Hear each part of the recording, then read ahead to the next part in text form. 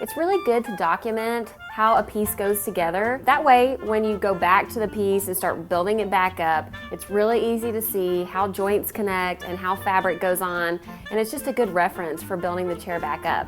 Also, I really love having before photos of pieces, and then I can compare it once I have the finished product, and it just is amazing how different things look. It's really important that you use your tools the way that they're designed. I'm taking my staple remover in my left hand, which is my non-dominant hand, my pliers in my right, and use my pliers to hit the end. Now don't try this number where you've got your staple remover in your right hand. It's so natural to use your dominant hand with your staple remover, but you don't want to do this. I've seen it so many times in classes where people gouge their hands with the staple remover. Remember, staple remover in your non-dominant hand, pliers in your dominant hand.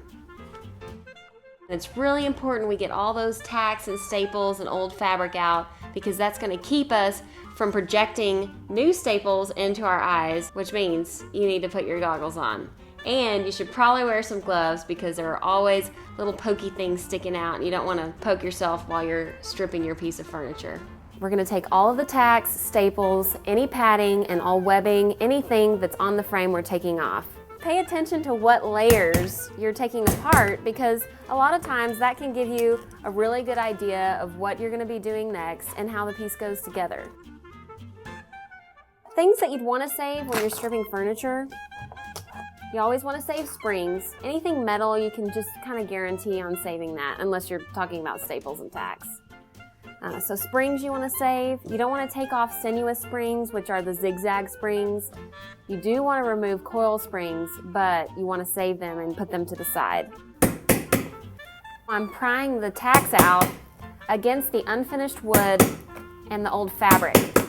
You don't ever want to pry tacks out or staples out on top of the finished wood. That's really going to damage your wood, cause little indentations, and possibly break the finished wood. You never know what you might find in a piece of furniture.